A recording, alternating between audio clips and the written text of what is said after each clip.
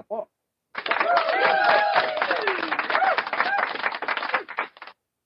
At siyempre, mega love shoutout po kay Mama Mercy Kalunod.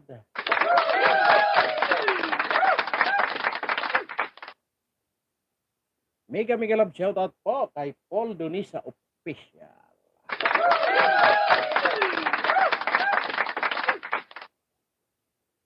Mega love shoutout po kay Nani Sanchez. Good morning. Good morning po sa inyong lahat. Mapagpalang umaga. At siyempre sa ating mga solid subscriber, Luzon, Visayas, Mindanao. Good morning po.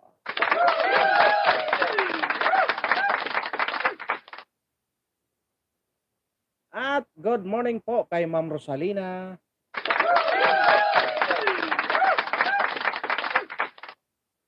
Ayan, good morning po sa Kaara Team Plus One. Good morning, good morning, good morning. Ayan, bago tayo magsimula, batiin muna natin ang lahat ng ating mga solid subscriber, Luzon, Visayas, Mindanao. Mega love shoutout po.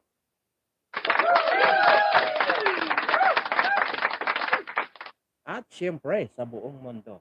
Ayan. Good morning po, good evening, good afternoon sa inyong lahat.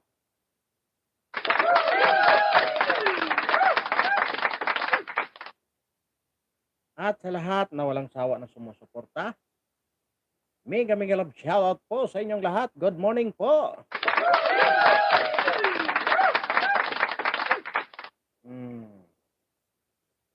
Kay Ma'am Analiza, good morning.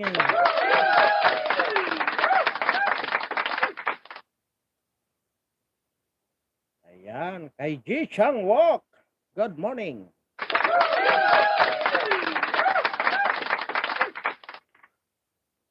At kay Kagawad Antonihan, good morning, good morning, good morning. Sa lahat ng kanyang nasasakupan dyan sa Mindanao. Ayan, sa kanyang nasasakupan na barangay. Good morning po sa inyong lahat. Mapagpalang umaga po.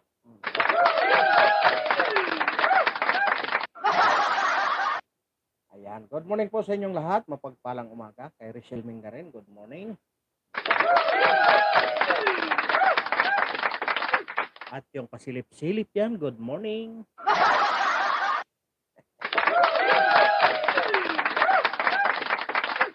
Siyempre sa lahat ng ating mga solid na subscriber, good morning po sa inyong lahat. Mapagpalang umaga po, di ba? Panibagong araw at panibagong live tayo ngayon. Good morning po. Good morning po sa inyong lahat. Ang ating pong pag-uusapan ngayon ay siyempre doon pa rin sa ating para kung paano makatulong sa ating mga magulang para maiwasan ang ganitong pagkakataon, ganitong sitwasyon. Diba? Para maiwasan na rin, maisalba natin ang pagkabigo ng kanilang pangarap sa kanilang mga anak. Good morning po sa inyong lahat. Kita nyo naman ang ating title. Gusto ko lang ipagbigay ng ito. Halimbawa man, may naging tayo, may naisalba tayo na isang pamilya. Napakasaya ko na doon. Gusto kong malaman lang na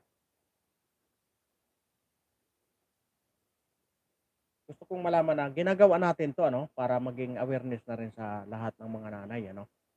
Gusto kong maging babala sa lahat ng mga nanay na nagmamahal sa kanilang mga anak, na gusto natin makaiwas sa ganitong pangre-recruit ng mga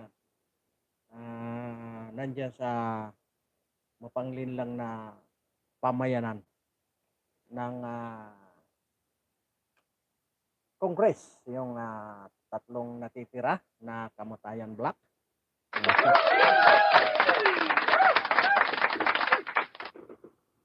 Para maiwasan na rin kasi kahit tatatlo yan, maraming galamay pa rin yan sa mga lalong-lalo na sa mga eskwelahan, ano.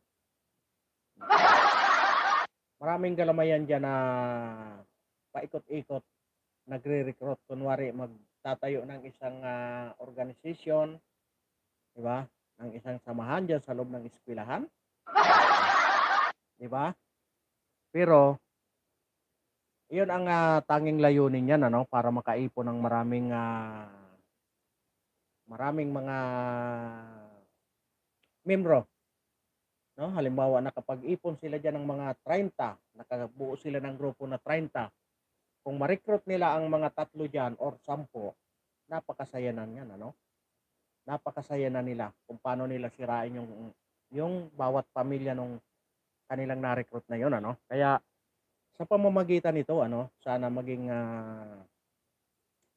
babala ito sa mga nanay na medyo hindi naman natin sabihing napabayaan kasi pagdating dito sa ano, alam niyo naman ang mga nanay, lalong-lalo na yung mga tatay, pagdating niya ng, Lunes hanggang Biyernes, talagang ang inaatupag niyan kung paano kumayod ano, sa hirap ng buhay ngayon. Walang ibang inisip niyan kung hindi kumayod ng kumayod ano. Siyempre wala naman ibang magulang na ang gusto lang nila ang gusto nila ay mapahamak ang kanilang mga anak, ano?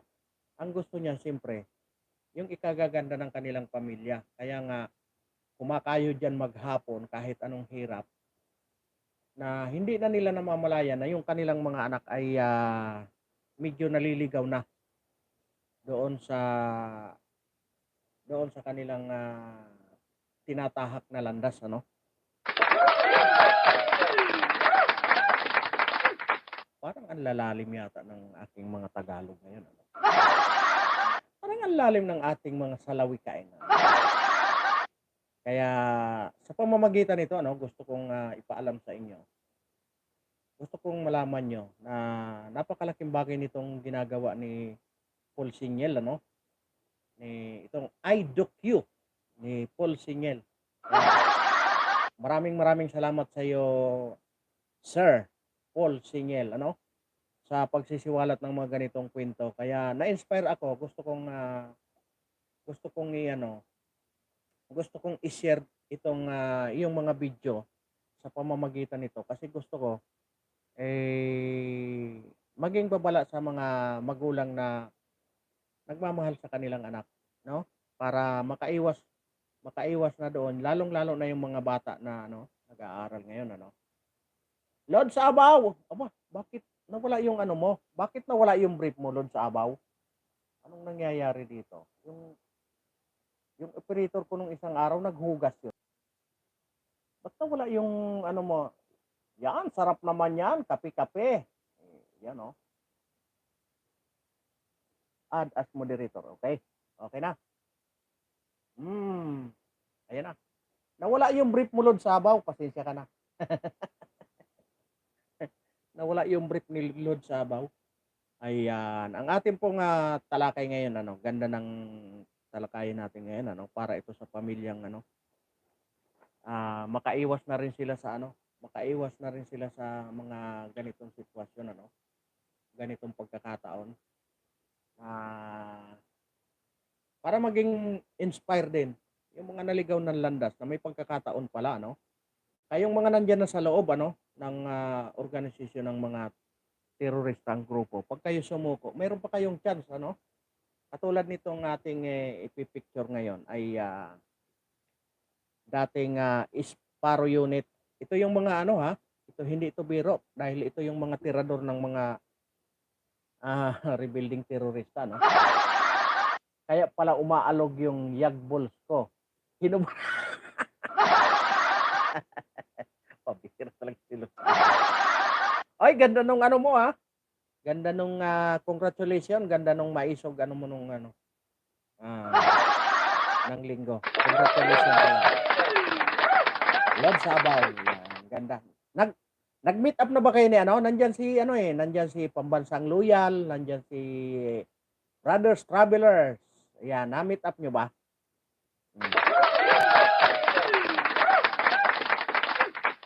Morning! Salamat, Lods! Hindi, nasa kasarapan. Ayan, congratulations sa maisog rally ng Hong Kong, ano?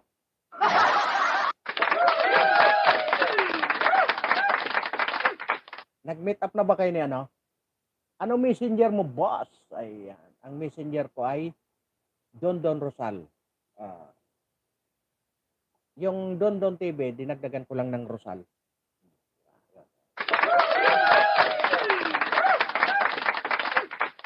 Nag-meet up na ba kayo ni ano? Nagka-meet up kayo sa Hong Kong ni ano? Ni Brothers Travelers? Teka lang, hanapin ko muna yung ano. Yung ating ipipicture ngayon, ano? Mali pala yun. Maraming salamat kay John Paul Sinyel, ano? Yes! Wow! Congratulations! Lupet. Sabihin ko kay ano, Brothers Travelers, ayun pala, nag-meet up na pala kayo ni ano, no? Ni Brothers Traveler. Ayan, si Pambansang Loyal. King ko yun eh. Nag-meet up na kami doon sa ano. Nag-meet up na rin kami doon yan sa doon sa may ano, ang tawag nito, sa may Lunita. Nag-meet up na kami niya ni Pambansang Loyal, ni Badong Aratiles, si Buster TV. Yan, doon kami niya nag-ipon-ipon. Ano yan, magandang kabanding yan si ano, Pambansang Loyal. Kalog, ano, hindi siya, kumbaga hindi ka mahihiya na magano sa kanya kasi open siya. Napaka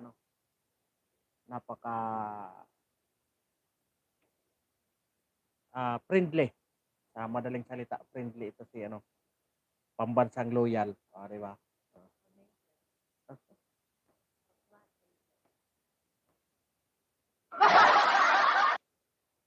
Napaka-friendly nito ni ano, Pambansang Loyal. Kaya hanga ko diyan kay ano, Pambansang Loyal, kay Brothers Travelers, napaka ano sa ating mga maliliit na ano, no. Ayan, gusto kong ipakita sa inyo yung mga yung kaganapan ano para ma-inspire naman yung mga nandiyan pa sa loob ano. Pag gusto nyong sumuko, marami pang tawag nito, may pagkakataon pa kayo para ano, kayong mga nandiyan sa loob ano, may pagkakataon pa kayong sumuko. Katulad nito ni ano no, ng dating sundalo. Rosal. Ang dalawa kami, ang ano ko, ang profile ko is dalawa kami ni Senator Wen. Di ba? Ayan. Gusto kong ipakita sa inyo no, para ma-inspire naman kayo. Yung mga nandiyan sa loob na mga, alam ko naman yung iba diyan, mga ano na rin eh, may mga cellphone yan kasi mga galing din yan dito sa ano, sa labas ano. Eh pag napanood nyo ito no, tingnan nyo kung yung mga panlilin lang sa inyo diyan sa loob ano, kung paano kayo linlangin. Pakinggan nyo ito, yung ano na ito. Pakinggan nyo itong ating i-share sa inyo ano. Kung paano na bago ang kanyang buhay ano. Kung paano siya naging sundalo, kung paano siya naging kapaki-pakinabang sa bayan ano. Kapaki-pakinabang talaga eh no. Ayan, pakinggan nyo ito ho. Ng main tribe na Mangyan dito sa Mindoro Island. Thank you for giving us this day and chance na makausap kayo tungkol sa iyong naging karanasan at sa iyong pagpili para maging sundalo ng hukbong katihan ng ating Republika ng Pilipinas. Sir Ukbit, Private Ukbit, right? Private Ukbit. Ano yung mga naging dahilan mo bakit pumasok ka sa bagong hukbong bayan ng CPP NDF? Dahil sa mga dahilan na sa stepfather ko at saka hinikayat ako ng mga barkada ko. Tapos napilitan ako mag-impi dahil sa yung lupain din namin na inaagaw. Okay. Sino pala nang agaw ng lupain? Yung mga katribo rin namin doon na gusto nilang angkinin yung lupa namin. Okay. Gusto nilang angkinin. So, syempre masakit yun sa inyo, di ba? And nag-NPA kayo dahil sa NPA may armas. Yes po. And gusto mong maghigante? Mm. Anong ganti ang gusto mong gawin laban doon sa mga nag-agaw ng lupa? Akala ko po dati nung makapag-NPA na ako, mababawi namin yung lupa namin. Saka lahat ng gusto ko, akala ko makukuha ko na. Okay. So nung nandun na ako sa loob, hindi yun pala ganun yung mangyayari. Hindi yung guarantee Hindi po. na mababawi mo. Oo. Bakit? Sa madaling salita, nalil lang siya. Di ba? Nangako ba ang NPA sa'yo that if you enter the Kilusan, tutulungan ka nilang bawiin yung lupa? Ang ano lang nila sa amin at mabibigyan po kami talaga ng lupa. Mabibigyan. Oo. So, nung nabawi ang lupa, Parang marami silang Wala kayong lupain lupa. no? Wala po. Hanggang ngayon, yung lupa hindi po namin nabawi. okay. Pero yung lupa lang na meron kayo is yung kinatatayuan ng bahay. Oo, meron. Saan ba itong pinag-uusapan nating Sa amin sa Sitio Banaynayan doon po sa bundok. Yun po Sitio yung Banaynayan, Barangay Panaytayan po bayan ng Mansalay. Panaytayan, Bayan ng Mansalay. Mansalay, lalawigan ng Mansalay. Oriental. Oriental Medyo- Mindoro. Gaano kalaki itong pinag-uusapan? Medyo napakalayo na yung Mansalay na yan, ano? Medyo dulo-dulong bahagi na yan, dulong bahagi ng bayan na ng Mindoro, ano? Usapan nating inagaw na lupa mula sa inyong pamilya. Siguro mga nasa 1 hektarya lang din mahigit. 1 hektarya. Pero bakit nila inagaw at paano nila inagaw? Yun yung hindi ko na masyado masundan kasi namatay na agad yung tatay ko. So namatay ang tatay mo. Nakita mo yung sama ng loob niya. Bago po siya namatay kasi medyo may muwang na rin po ako noon. Nung inagaw ang lupa. Nung sinabi na inaagaw na yung lupa namin. Nung sinabi na inagaw ang lupa. So most probably, if I would understand it, parang ano lang, pinaalayas kayo doon sa lupang inyo. Kumbaga hindi na kami pwedeng magsaka doon sa lupa na yun kasi sabi nila na hindi na po sa amin. Okay. So, paano yon?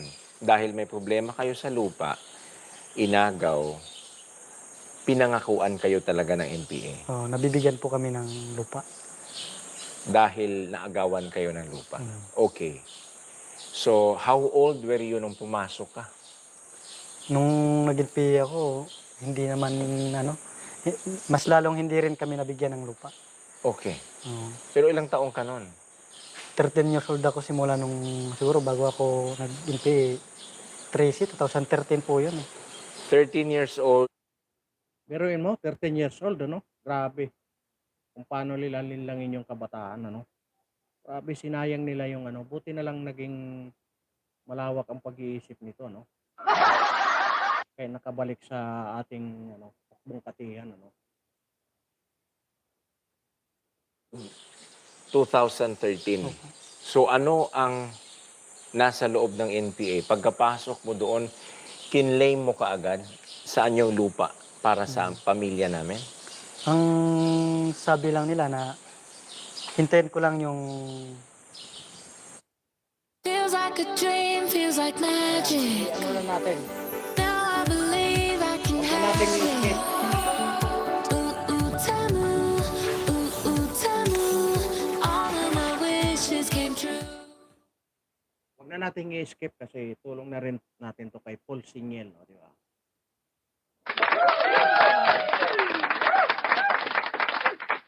Ang importante, ang mahalaga dito, ano? Ang mahalaga dito, yung naging ano siya, naging open siya, no? Kung paano naging rebelde, ano? Yan, tingnan natin. sila yung mag-aayos ng lupa namin. Pero hanggang tumagal, wala ring nangyari. So yung kaso sa inyo, hindi kagaya doon kay na Gaspar na dati mo rin kasamahan sa guerrilla.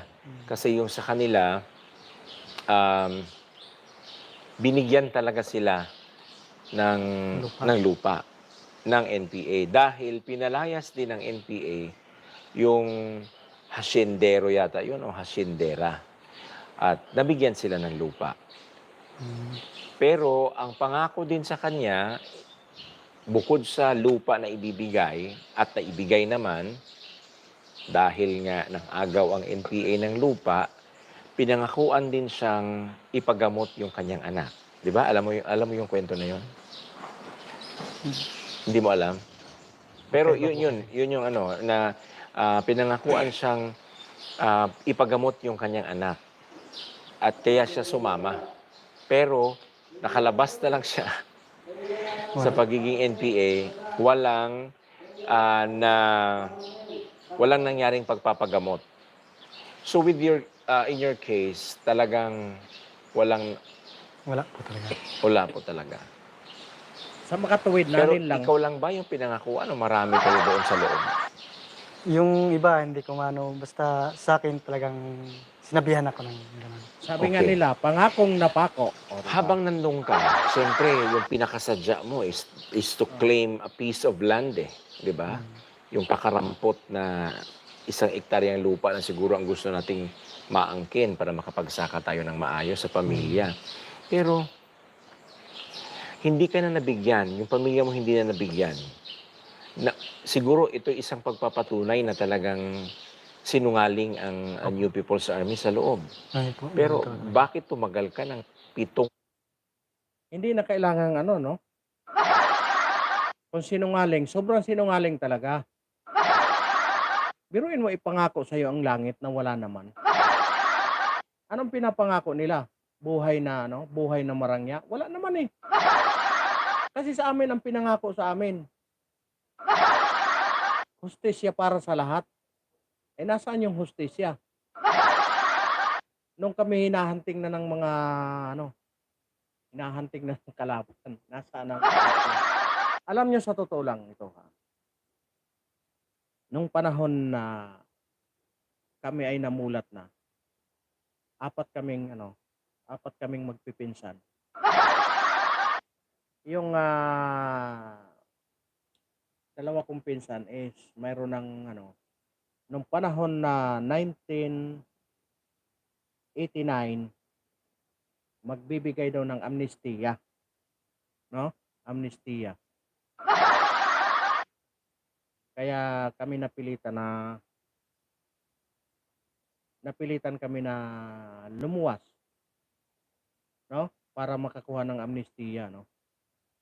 Kaso lang sa kasawiang palad, itong pinsan ko hanggang ngayon walang amnestiyang nakuha. Pero itong mga ito napakaswerte nito. Dahil nagkaroon na ng seryosong ano na rin ang gobyerno. Nagkaroon siya ng pagkakataon kaya sa naging sundalo, ano. Pero marami naman yan ng pagkakataon na talagang ano, mayroon pa akong isang i-share sa inyo na talagang may chance pa kayo na sumuko, lalong-lalo na pag kayo mga bata pa, nandiyan kayo sa hukbo ng mga sinungaling, ano. Hukbo ng mga terorista. Lumuwas na kayo dahil hindi totoo ang sinasabi nyo na pag lumuwas yan, bubugbugin kayo. Hindi. Hindi yan ano, katunayan, hindi yan na totoo. Alam nyo, sa totoo lang, hindi naman talaga maiwasan ang gano'n na pagkakataon, ano? Kasi ang ugali ng ang mga sundalo po ay meron din yan na attitude. Kumbaga, kung nag-flashback sa kanila yung nangyari sa kanila, halimbawa nagkaroon ng bakbakan tapos nagkaroon ng pang-aabuso. Minsan nagpa-flashback.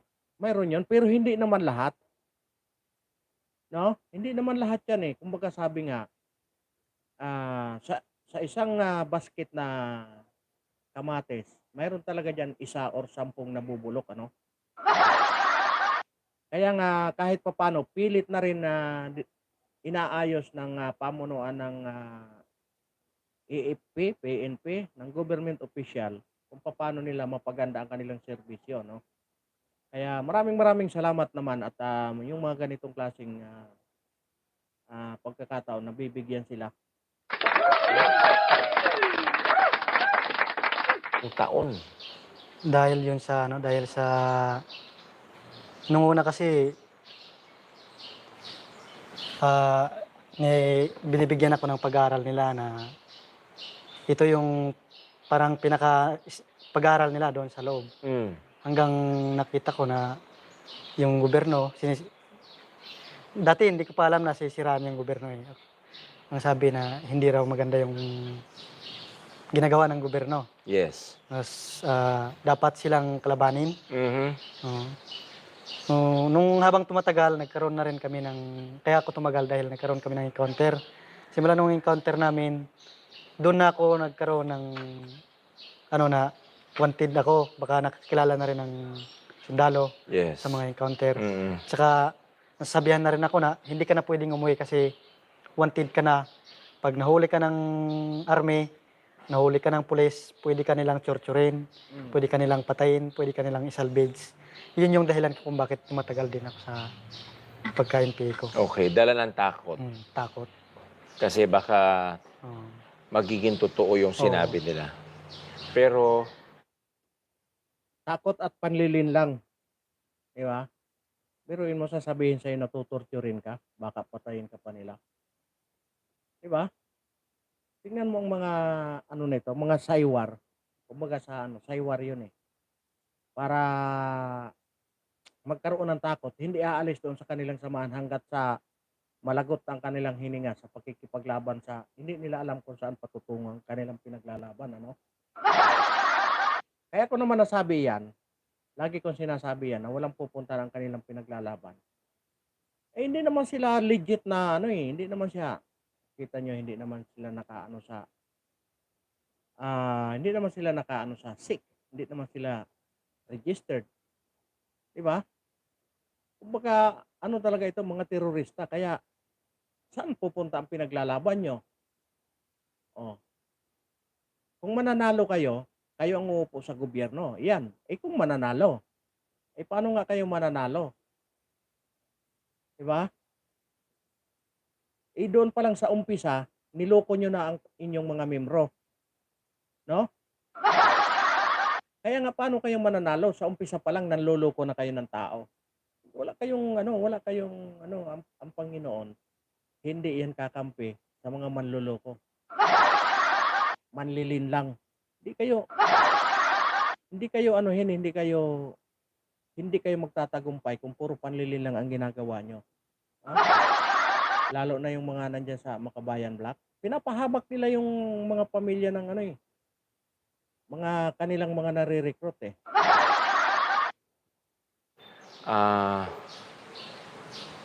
Sinungaling lahat may kasinungalingan lahat ng Meron sinabi po. nila. Meron po talaga. Okay. You were the vice platoon leader ng Platoon Aki Okay. ng Kilusang Larangang Guerrilla Mark Anthony Velasco. Ito yung guerrilla front nyo. And then, you were under Sub-Regional Military Area 4B bilang Sub-Regional Committee. And then, ito ay sakop ng Southern Tagalog Regional Party Committee, STRPC.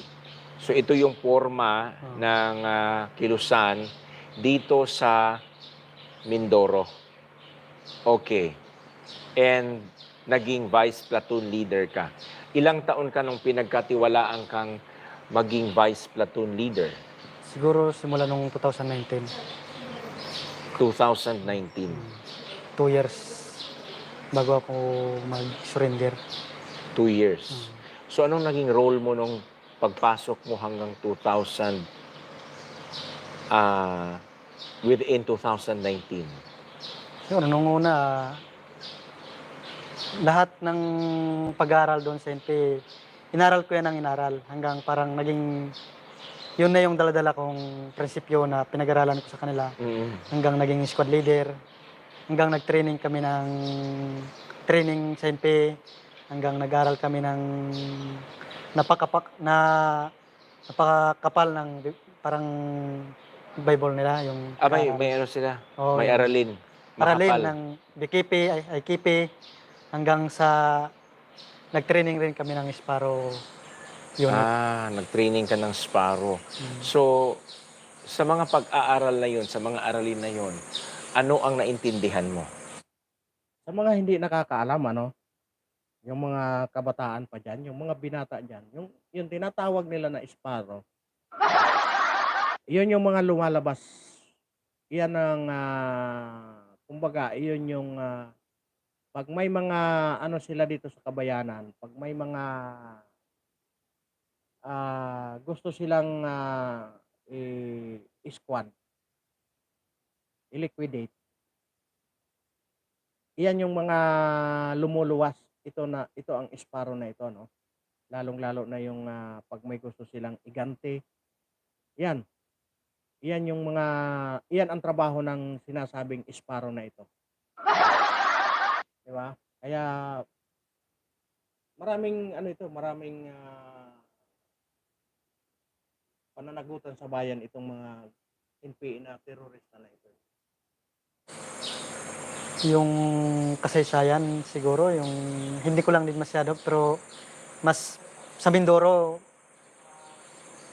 mayroon din nagkukwento about sa kasaysayan. So, tapos sa mga tao rin, nakikinig rin ako. Meron din akong nakita doon sa Okay, so anong sinabi ng kasaysayan? yung lupa na dating pagmamayari ng mga mayaman na inagaw ng NPA, tapos pinamigay na sa mga tao. Okay, so bayani ang NPA, parang ganon sila. Parang ganon. Lumalabas na bayani. Oo, Kasi namimigay sila ng lupa, lupa na hindi naman kanila. na hindi kanila na naagaw lang din nila. Naagaw nila sa sinasabi nating mga Panginoong may lupa. Okay. Now, nasa loob ka ng NPA, of course, you were able to experience a lot of encounters. Naranasan mo ang mga iba't ibang klase ng enkwentro. Yes po, sir.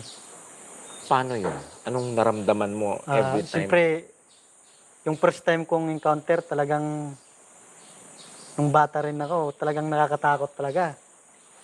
Yung grabe, makita mo yung grabing karaming militar.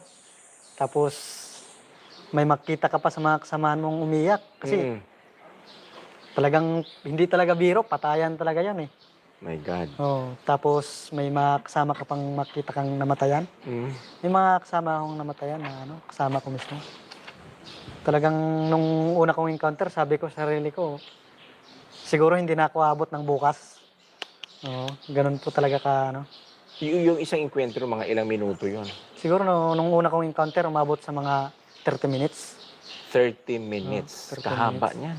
Kahaba po nun. Kasi ni-recover namin yung patay. Naiwan lang namin yung patay kasi hindi kinaya. Hindi kinaya. But you were 13 years old. 13 anyos ka pa nung ginawa, yung pumasok ka. Pumayag ang NPA na meron silang minor de edad sa loob. Mayroon po na tumatanggap ng minor de edad na unit. Doon po siya, doon sa hindi siya pwedeng ibababa sa patag. Habang minor de edad ka, doon kanila dadalahin. Tapos pag medyo sa tingin nila, medyo matured ka na, pwede naman nilang dayayin yung edad mo para magpapakilala ka sa mga sibilyan na 18 na ako pataas.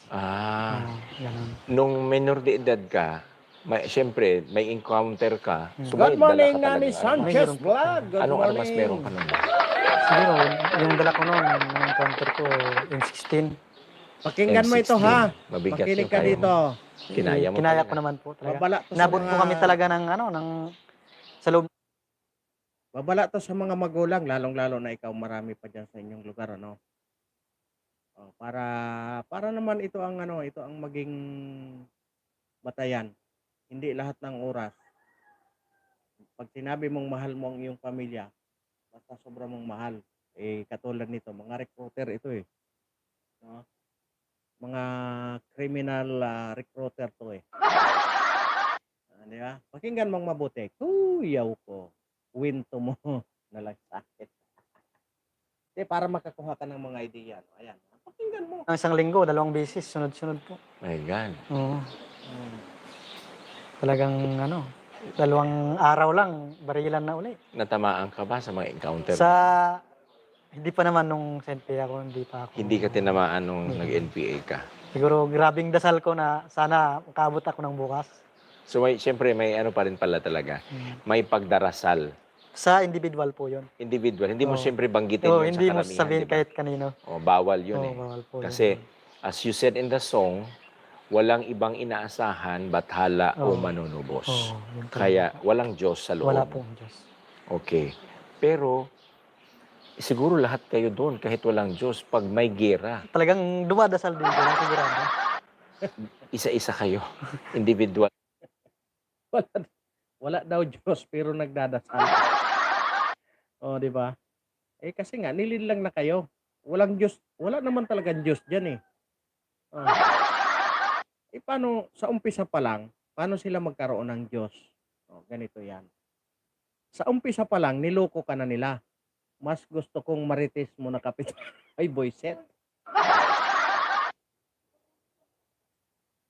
Isa lang. Di ba? Huwag yung marites. Dito tayo sa may mapupulo tayo na aral, ano? Wala, tuloy ako sa kwento. Oh. Di ba? Ganito kasi yan. Paano sila magkaroon ng Diyos? Paano sila magkaroon ng Panginoon? Unang-una pa lang, pag re-recruit sa'yo, punuin ka na ng kasinungalingan. Saan doon yung Saan doon yung paano mo dadalhin ngayon ang Panginoon doon? Sa umpisa pa lang, puro na kasinungalingan ang pagre-recruit sa'yo. Doon pa lang sa pag-recruit sa'yo doon sa eskwelahan, kung saan ka eskwelahan, re-recruitin ka nila ng puro kasinungalingan. Ngayon, paano mo sasabihin ang Panginoon? No? Paano mo ipapasok ang Panginoon na umpisa pa lang, puro na kasinungalingan yung ginagawa nyo, di ba? Sa pan-recruit. Itong mga kamatayan block nito dyan sa concrete, tatatlo na nga lang eh. Matibay pa rin eh, ano? Hindi pa maubos-ubos. Pero sana sa susunod na eleksyon, malaglag na tong mga ito. Para wala na silang pagkukunan ng pundo. Lalo ng panghinaan ng kanilang grupo. Tuloy natin. Lala. Kasi may maririnig ka na, Diyos ko po eh. May nagsisigaw po eh. Okay. Oo. So talagang may recognition tayo Oo. sa... Lalo yung mga kababaihan na talagang, Really? lalo yung mga bagong, bagong sampa pa lang. Oo. Pag mapa-encounter sila, talagang masisigaw sila, Diyos ko po, nanay ko po. Makinig ka lang, Nanay Pero Sanchez sa vlog, para experience mo, hindi lang ikaw siguro ang minor na pumasok. maging mo rin. Hindi lang. Mayroon Kahit din po hindi akong, mo- bali, may kasabayan po akong minor din na namatay talaga.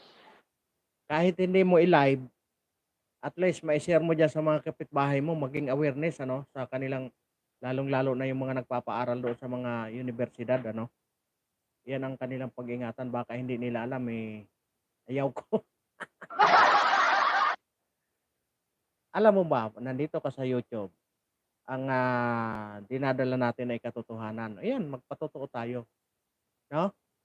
Hindi man tayo makatulong sa pamayanan sa pamamagitan nito sa mga magulang, maging awareness ang mga magulang, maging mapagmatyag na sa kanilang mga anak. Baka isa na sa ating mga manonood ay nare-recruit na ang kanilang mga anak, Kaya ko naisip na talakayan tong mga bagay na ganito.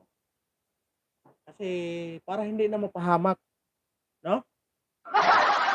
Baka akala nila nababarkada lang yung mga anak nila, pinapabayaan nila, yung pala dinala na doon sa bundok para makipaglaban sa gobyerno. No? Ito ang purpose nito, kaya gusto kong talakayin ito. Nagustuhan ko ito eh. Diba? Pabala na ito sa mga nagmamahal sa kanilang mga anak. Wag nating umabot na sa punto na tayo ay kalaban na ng ating mga anak na dahil na nabilog ng ulo ng mga manluloko na ito, Tuloy natin. Sa encounter. Oh my God. 13 Babae, siguro, lalaki? Lalaki. Lalaki. Hmm. Isinauli niyo sa pamilya? Hindi na namin na-recover, bali, troop. Siguro, naiwan na namin, tropa na Sipin nyo yan, batang-bata. So, sundalo na. So mga sundalo na nag-recover. Pag uwi sa pamilya, wala nang buhay. Hindi nyo na, Hindi na namin nakuha. mahirapan na kayo eh. Hirap na. Mapapatay kayo kung talagang pag pinilit namin, baka Binalikan pa. mas madagdagan pa yung mamatay sa amin. Okay. Tapos, you told us, Vice Platoon Leader, anong trabaho mo nito? Ayos ng security about sa kalaban. Alamin kung saan yung mga sundalo. Mm-mm. Alamin kung saan pwedeng birahin yung sundalo, kung saan mo pwedeng atakihin.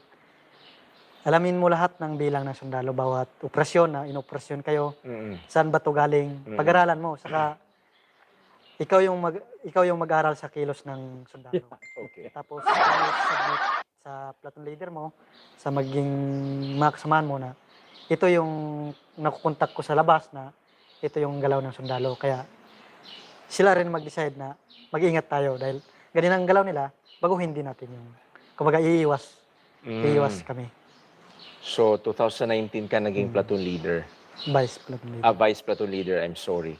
Pero, nung umakyat hanggang 2020, which ito yung taon kung sumuko ka, Mm. yun yung last na iniwan mong posisyon. Ah, Pero sinabi mo kanina, prior to this interview, meron kaming conversation. ah, You told us na bago ka yata nag-platoon leader, naging kasapi ka ng Sparrow. Sparrow. Ah. Sige, anong experience mo Sa sa Sparrow? Sparrow, talagang ang target namin yung sa NP kasi yung sabi namin na yung hinahadlangan ng lahat ng galaw ng NP talagang pinapatrabaho yan sa Sparrow. Mm. Lahat ng may kasalanan sa NP inilagay sa standing order para sila maging target ng NPA. Ngayon, kung naging target sila, kami yung utusan ng ahid sa amin na kami yung pumatay. Okay. Meron din namang kaming mga karanasan sa ganyan na talagang kami yung gumawa. Okay. Nung encounter, alam mo ba na nakapatay ka? Hindi mo Hindi ko hindi kasi- klaro sa'yo. Hindi klaro kasi, Kasi bakbakan yun. barilan po talaga. Okay. Pero yung pagiging Sparrow mo, Mm. klaro sa'yo na may napatay ka nga. Opo. So, are you okay if you Ah. can discuss kung mga ilan yung Ah. naging pinatrabaho sa'yo at talagang Oo. pinatay mo? Ilan sila? Siguro mga 3 siguro, ganon. 3 ang Mga napatay namin. napatay Namin. ng unit mo. Napatay namin po na Sparrow. Ng So, hindi lang Sparrow. naman ako nag-iisa. Kasi marami po kami. Ilang kayo? Mayroon po kaming tinatawag na triggerman kung sinong babaril po. Bale kami yung dati sa Sparrow kami apat mga ganon. Mayroong lookout, mayroong yung sabing siya yung triggerman. Mhm. Ako yung naging lookout kasi ako yung pinakabata sa kanila. Hindi ikaw ang naging trigger. Hindi mismo ako yung nagbaril po sa mga ano. Pero kasama ako doon sa team namin na Okay. Sparrow. Pag natumba yung tao, kapwa Pilipino mo yun eh. Oh. Anong nararamdaman mo? Kung credit marketplace, pwede mag-compare and select on many deals. Sa gadgets, Ayan, tapusin muna natin yung ano. No, gusto ko lang ipaalam sa inyo, no. Ang hindi ganoon kadali ang maging Sparrow, no. Kaya sayang ang panahon na ganitong pagkakataon. Yung mga kayong nandiyan sa loob, samantalahin nyo na habang may mga binibigay ang gobyerno na ganitong pagkakataon, ano. Katulad nito naging sundalo na, oh. Na siya. Na makita na kayo lalo yung papatayin mo may mga baril. Oo. O kumbaga, yung awa mo, isang tabi muna kasi once dapat mapatay mo muna saka yung isip mo na nakakawa kasi sunod kami. Sunod kami doon sa mas nakataas sa amin. Okay. Talagang mapatay namin sa talaga. Mahirap. Mahirap po talaga. Bakit mahirap ang pumatay ng tao? Kasi unang-una, may mga pamilya din yung, kahit kami, mga naging NP dati, may mga pamilya din kami. Yes. Kung baga, yung makonsensya ka bandang huli na, paano kung isa sa pamilya mo, isa sa kamag-anak mo, yung maging target din ng kapwa mo NP na wala kang magawa, hindi mo kayang ipagtanggol kasi utos yun sa inyo. Okay. Oh. Saan ang mas mabigat? Ang mas mahirap sa kalooban na mag-aaway, maglalaban yung utak, yung puso, tsaka yung atas? O sa paghahanap, pagsusurveillance ng papatayin? Siguro mas mahirap yung mag-surveillance at saka pumatay talaga. Kasi ang hirap mo patayin ng tao, una, pag binigay sa yung target, pag-aralan mo, parang Master pag-aralan Paul, mo good yung target na morning. makikita mo yung pamilya niya na Good morning, kaya siya Master nagkaganon Paul. dahil may mga rason din siya. Tapos wala ka lang magawa kasi inutusan kayo na patayin niyo talaga. Yun yung ano. Kumbaga yung sa damdamin sa puso natin na naawa ka sana. Pero wala ka lang magawa kasi inutusan kayo na patayin. Okay. Matapos ma-perform yung pagpatay, ano ang aktibidad niyo? Walang pagmumuni-muni, siyempre, kahit NPA kayo at ang organisasyon ay hindi na naniwala sa Panginoon, Panginoon, patawarin mo ako at ako'y nakapatay ngayong araw na ito. Walang ganon. Sa akin siguro, Wala. hindi ko man nasasalita yung ganon. Bago matulog talagang ganon na po kasi inisip ko na paano pag sa pamilya ko talaga Yes. mangyari. Mm-mm. Yun talaga Mahirap po, yun. Mahirap po talaga. At So, saka, siyempre, parehas tayo na buhay na parang may kanya-kanya tayong dahilan kung bakit tayo na andun sa ganyang buhay. mm-mm. At saka, siguro may mga dahilan din kahit, kumbaga kahit may mga kasalanan talaga, may mga dahilan din sila kung bakit sila na gumagawa ng kasalanan. Okay. Depende sa kanilang Sa tatlong pinatay ninyo, ng team ninyo, taga Mindoro sila, lahat. taga Mindoro. Ano ang kasalanang ipinataw sa kanila? Mayroon po kaming nang rape ng anak niya. Rape. No rape. Verified yon. Oh. Totoo talaga Yun yun. yung, Pwede, kumbaga pwede. sa amin, utos na yun yung dahilan kung bakit patayin sila. Okay. Rape ng anak. Ano Oo. pa? Tapos yung mga Panginoong may lupa, yung nangangamkam ng mga lupa, Yung mga land grabber. Okay. at saka yung mga mayamang tao dati na nangangamkam rin ng, Nangangamkam. ng lupa din. So maraming pangangamkam dito sa Mindoro? Nung sa NPA ako, yun yung sabi nila, merong mga Hindi lang sa nangangamkam Mindoro yan, ha? talaga. Taga saan yung mga nangangamkam? Yung iba, taga Mindoro din. Taga Mindoro. Taga Mindoro. Walang taga Maynila, taga Cavite, pumunta dito para mangamkam ng lupain. Yung iba, hindi ko talaga masyado, yung iba kasi yung hireman talaga yung nag-ano ng mga pangalan. Ang ano lang sa amin na sila yung mga Panginoong lupa dito sa area natin. Kumbaga yun yung lagi nilang binabanggit. Ganun lang. Sila yung nagaw ng lupa. Yung iba, hindi nila binabanggit kung taga saan yung tao na yun. Okay. Yun yung mga mabibigat na Oo. kasalanan na pinapatawan ng parusang kamatayan. Kasi yung doon sa mga inagawa nilang lupa, yung mga tao doon na parang nagpipetisyon din sila na Mm-mm. nagsusumbong sa NP na mga kasama, medyo nahihirapan na kami, hindi kami maksara kasi gusto nga gawin yung lupa namin. Parang ganon. So galing din sa mga tao doon sa lugar na sabi na inangkin yung lupa nila. Okay. Since sa loob, may unang rason ka na para umalis at para sabihin walang kwenta ang NPA dahil yung lupang ipinangako na ibibigay sa inyo talagang hindi na Hindi na ibigay. ibigay. Okay. Pero lumarga ka hanggang 7 taon. Ang rason mo kanina is that dahil initado ka na, no? Markado ka na, noted ka na ng militar. Yun yung rason Ayun na yung rason ibinigay kung sa bakit iyo ng tumagal. NPA. Pero itong mga panahon na ito, panahon ito ni Presidente Rodrigo Duterte, di ba? From 2017 hanggang 2019, ito yung time na sparrow ka. 16 siya naging presidente. For sure, siguro marami kayong nalalaman na maraming NPA ang lalong-lalo na sa pinanggalingan kong isla sa Mindanao. Maraming namatay sa engkwentro, maraming surveillance, dinakip, etc., etc. Yung mga balitang yun, hindi yun nagpapatakot sa inyo na, ay, tama na. Kasi baka delikado ang buhay. Ako, yun rin ang nasa isip ko na Baka sa susunod na encounter ulit, baka ako naman yung sunod na mamatay. Mm. Kaya nga nung programa ni Duterte na habang kitugis niya yung terorista, Mm. kasabay yung yung pag na, yung sino mang mag-surrender, tutulungan nila. Doon rin ako nag-isip na mas mabuti pa siguro hanggat maaga na mag-surrender na rin ako. Okay. Saan mo narinig yung panawagan na yun ni Digong? Kasi napanood namin sa TV, ganyan. Kasi So nakakapanood kayo ng TV sa bundok? may mga napuntahan kaming mga patag, ganyan. Mm. Sa mga bahayan. Siyempre, mapapanood namin yung TV na gano'n ang nangyayari.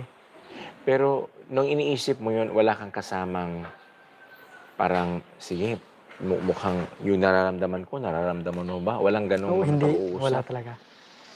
Yun ang nangyari. Ako lang talaga, kumbaga, yung sarili ko lang na sabi ko, ako yung nakakaisip na parang napapagod na. Mm. Yung takot nandoon na rin kasi baka sunod na mga encounter, ako na yung mamamatay. Tapos, nagkaroon na rin ng desisyon talaga yung sarili ko na kailangan ko nang lumabas dito. Okay. So when did you decide to surrender? Oo, surrender talaga. Kailan? 2020. 2020. Hmm. Sige nga, ikwento mo sa amin paano ka umalis sa hukbo. Siguro nung umalis ako, ang nangyari sa akin, iniwan ko yung baril ko talaga. Hindi mo inilibing. Hindi. Ang nangyari sa akin bago ako nag-surrender, iniwan ko yung baril ko. Nagpaalam ako na magdudumi lang ako. Tapos nung sabi ko na mag-CR lang ako, bantayan mo muna yung baril ko. Simula noon, yun yung time na mag-trigger sa akin na diretso ko na ito. Diretso. Diretsong, dumaan rin ako sa amin, tapos diretso rin ako mag-surrender sa kampo. Kampo. Oo. Wala, hindi ka natakot? Yun yung sarili ko na bahala na kung anong mangyari sa akin. Ah. Kung papatayin ako or hindi, ang importante, wala na ako doon sa NPA. Okay. Bundok yung pinanggalingan Oo. mo. Ilang kayo doon sa area? Bali, nasa 27 kami magkakasama. 27, magkakasama. Nandun yung commander nyo noon. Yung platoon leader na umalis siya noon, nung panahon na yun. Umalis siya, Oo, wala siya bali, doon. ako yung nag-aano sa lahat ng tauhan ko. So ikaw yung parang naging leader Oo. nila by that time. Oo. Yung platoon leader mo, si Si Ali. yung na-interview Oo, namin na-interview sa amin. okay, nung una namin na-interview Oo. bago kayo. So, dumiretso ka, lumarga ka, ano mga nadaanan mo? Mga siguro ilog, sityo, tas yung daan na papunta sa amin. Papunta sa inyo. Tapos dumaan po ako sa amin na nagpaalam na rin po ako sa magulang ko na talagang ayaw ko na diretso na ako mag-surrender. So, hindi ka na natulog doon. Dire-diretso ka na bumaba. Natulog ako siguro mga 2 gabi ganun. 2 gabi pa? Oo. Hindi ka natakot na baka hanapin ka nila at traidorin ka nila? Nung hinahanap ako nila, hindi nila ako na makita kasi tinatago na rin ako ng mga kamag-anak ko. Ayaw ko na rin bumalik doon. Bago ko nung nalaman ko nang hinanap na ako nila, diretso na ako nag-surrender na tayo. Saan ka nag-surrender? Bali sa kampo ng militar dito sa Mansalan. Ano yan? Company? Oo, sa Charlie Company. Charlie Company ng anong batalyon? Port Ivy. 4th Infantry Battalion. Yung 4th Infantry Battalion ay Viewers, ay ito yung kinaroroonan namin ngayon. We conducted this interview dito mismo sa 4th Infantry Battalion.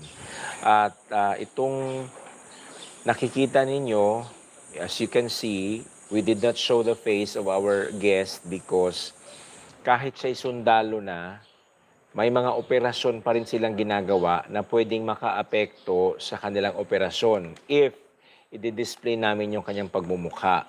So, I'm sorry to say, but we cannot show his face. Ngayon, kung baka may mag-iisip dyan na parang tao lang na binihisan. Well, we found his name in the list of the members of the particular military unit and we found his name at talagang totoong tao itong aming kausap, sundalo at dating NPA Vice Platoon Leader ng Kilusang, Larangan, Guerrilla, Mark Anthony Velasco. So, sumuko ka.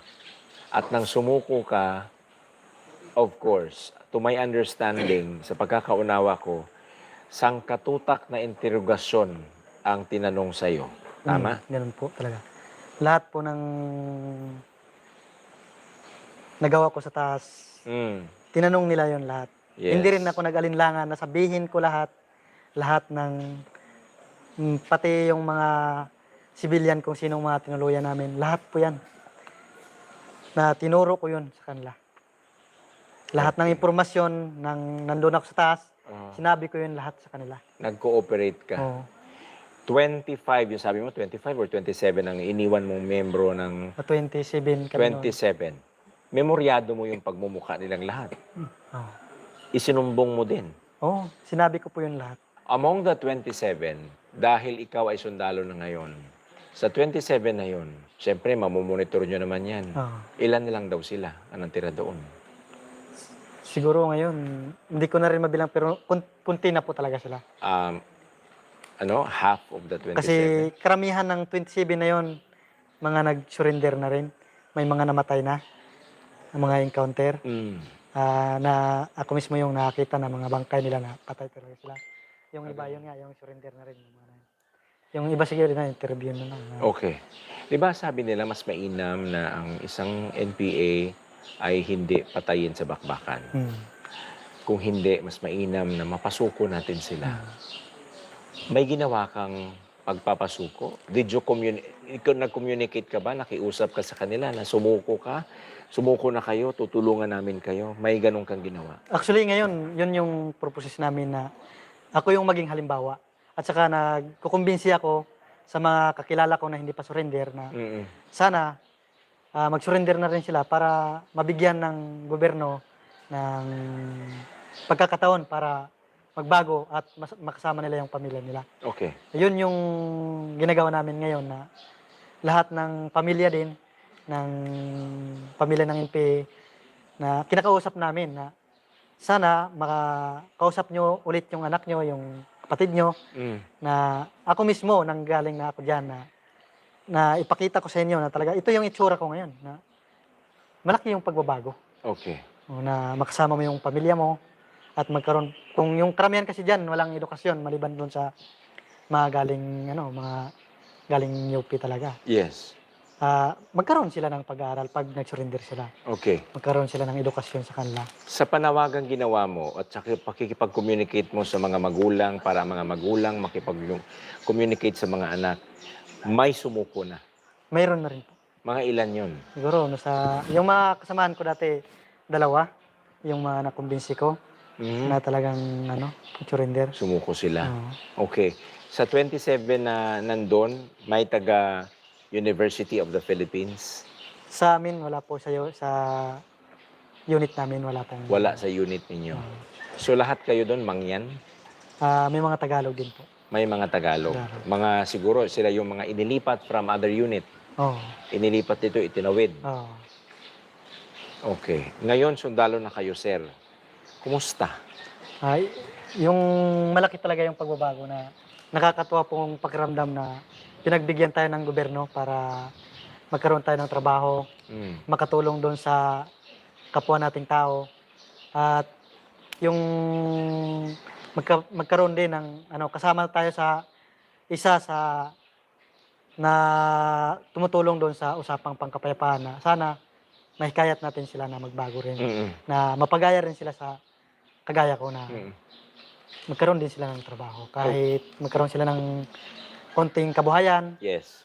At kung may pagkakataon, magkaroon pa rin sila ng trabaho. All right. Pero pwede namang hindi ka magsundalo. Pwede ka maghanap ng ibang trabaho. Bakit pinili mo ang pagiging sakop ng hukbong katihan ng Pilipinas?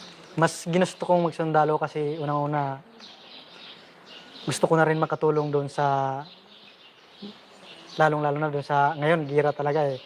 Gusto ko talaga makatulong doon sa gobyerno na mawala din yung mga kumakalaban sa gobyerno.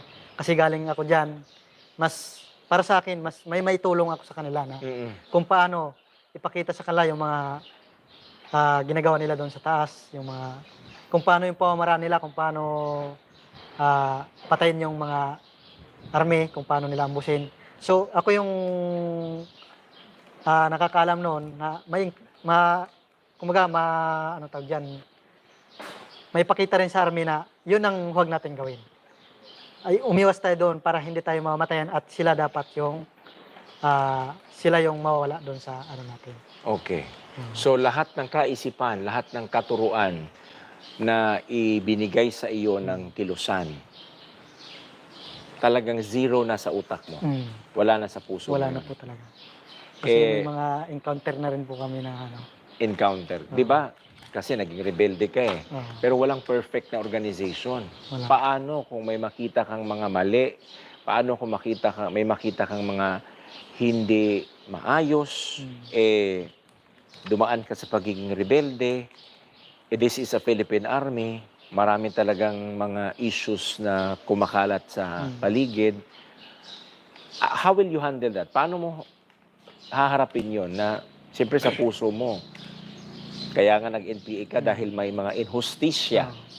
Paano kung sa paligid at ang gobyerno mismo hanggang ngayon, baka may makita kang inhustisya, paano mo i-handle yung ganun?